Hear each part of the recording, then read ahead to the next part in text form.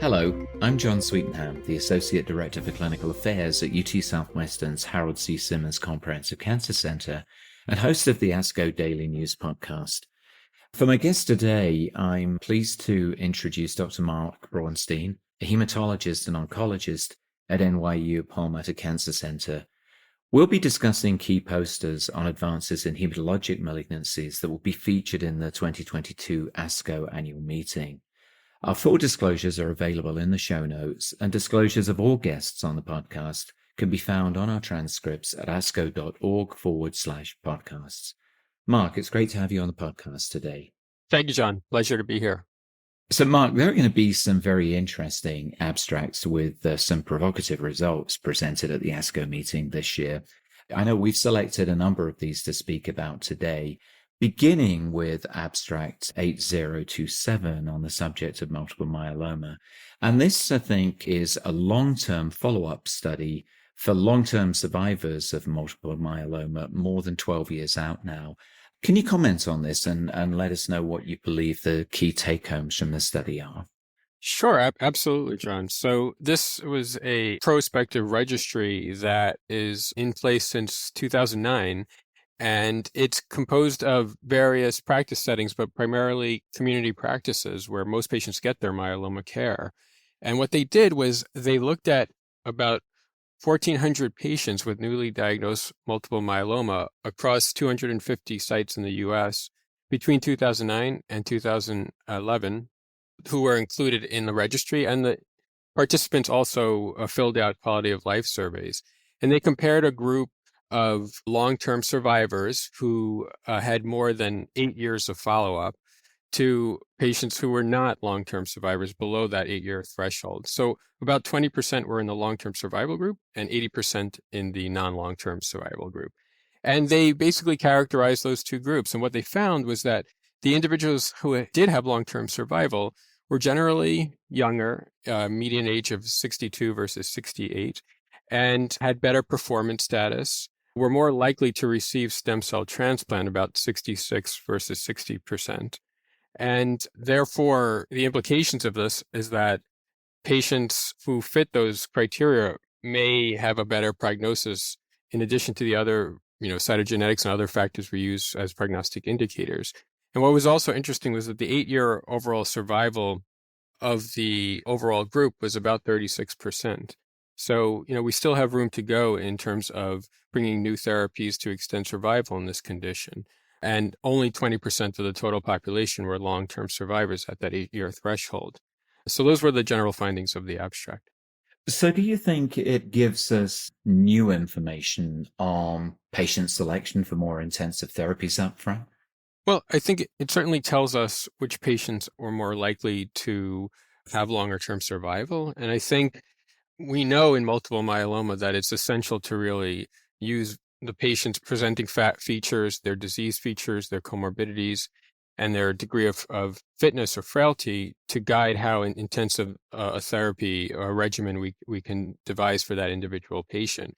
But I think it certainly says that if you have a patient who is on the younger side of the spectrum, who's eligible for stem cell transplant, who has a better performance status, those are the patients that are more likely to have the long-term survival. It doesn't necessarily say that if you're not in that category, that you won't have a long-term survival, but on average, those were the patients who fared better in the long term.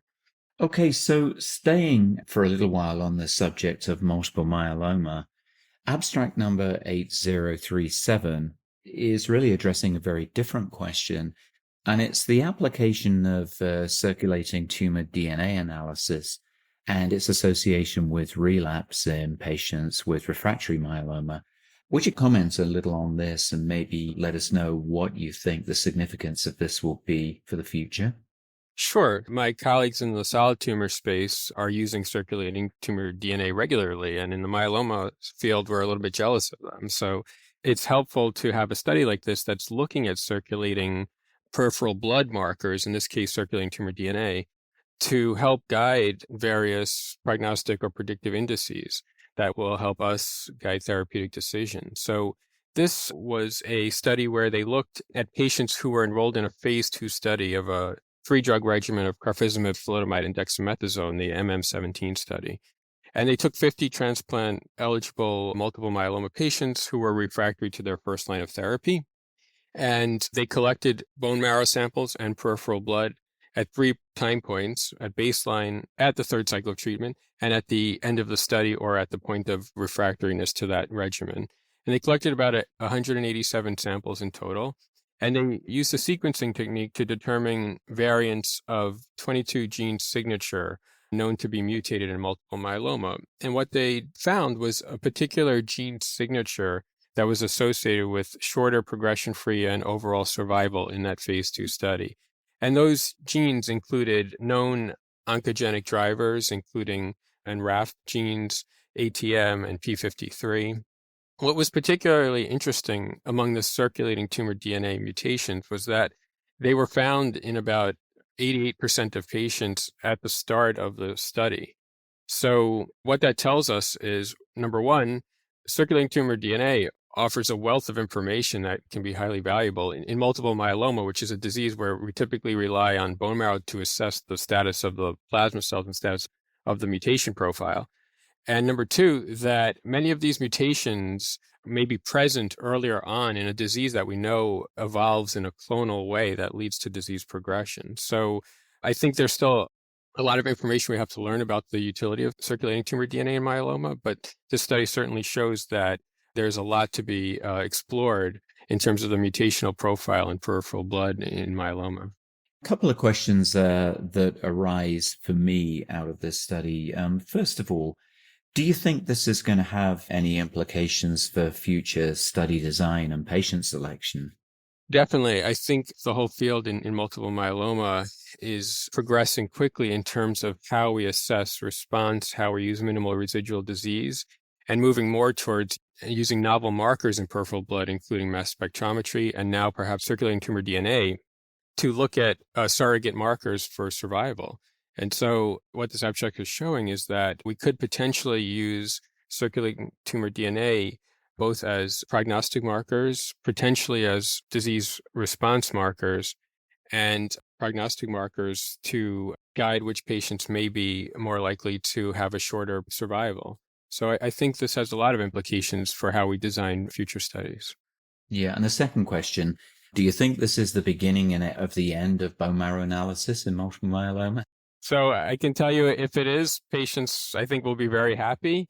And so will clinicians, because we really want to know at the core what the degree of residual disease is in a patient. And right now, the only way to do that is through a bone marrow biopsy. And so I think that this is the beginning of the use of peripheral blood studies with higher resolution to allow us to gain more information in patients that hopefully will allow us to obviate the need for more invasive testing like bone marrow biopsies. Yeah, absolutely. Thanks. Just changing gear now, moving on to abstract 7050. This is an abstract which addresses what I think we'd all agree is becoming an increasingly important question in the management of chronic myeloid leukemia. And that is, number one, is it safe to discontinue therapy in responding patients? And number two, when is it safe to discontinue that therapy?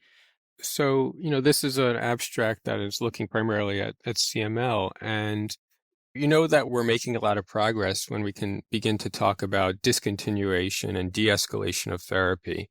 And so in the field of CML, the use of tyrosine kinase inhibitors of the targeting the BCR-ABL mutation has brought about tremendous progress in patients in chronic phase. So there have been several retrospective studies that have looked at the role of discontinuing one of the TKIs. Most of the studies have focused on imatinib since that was the first one that was discovered, but they've looked at others in the class as well. And what struck me the most is that there's remarkable consistency between these studies. So when you discontinue one of these TKIs, the percent of patients who remain in remission is somewhere between 40 to 50%. And what this abstract looked at was a single institution retrospective assessment of 284 patients with CML between 1999 and 2017 who were treated with a TKI for their CML and then subsequently discontinued the therapy. Now, what's worth noting in the various studies that have looked at discontinuation therapy is that patients who were taken off of the TKI generally were in a good molecular remission, MR4 or 4.5, for at least 2 or 3 years. And in this study, about 70% of patients had electively discontinued, and 24% of patients stopped due to adverse events. So it wasn't necessarily guided by their response to treatment at the time of discontinuation. What they found actually was fairly consistent with the literature that at a median follow-up of 36 months after TKI discontinuation, about 19% lost their molecular remission, and 88% had achieved a molecular remission after resuming therapy. And that is consistent with the literature that, fortunately, even if a patient loses their molecular remission off of the TKI therapy, the majority of patients will go back into molecular remission when you re-challenge them. Important data indeed. And, on something of a similar theme, the next abstract that we're going to look at is abstract number 7519. In this case, in chronic lymphocytic leukemia, and certainly those of us who remember when ibrutinib was initially introduced into second-line treatment of CLL, didn't really know whether discontinuation or fixed duration treatment with agents like this was going to be something that we could pursue, or whether treatment with these drugs was going to be indefinite. This abstract certainly addresses that specific question, and again, interested in your insights into this. Sure. So this is an abstract looking at CLL, where we've really begun to move away from chemotherapy, and we have a variety of targeted oral therapies that target the underlying pathology of this leukemia. And so, as you mentioned, ibrutinib is approved both in the relapse and more recently in the frontline setting, where in the RESONATE-2 study that was published in New England Journal of Medicine in 2015, there was actually an overall survival benefit of ibrutinib, even in higher risk patients. So the CAPTIVATE study is an ongoing phase 2 study that is looking at whether we can improve on the efficacy of single agent ibrutinib in the first line setting when combined with venetoclax. Ibrutinib targets protein tyrosine kinase, and venetoclax targets BCL2. And that combination is hypothesized to further weaken the resistance of CLL and lead to better outcomes. So this was a multi-center phase 2 study.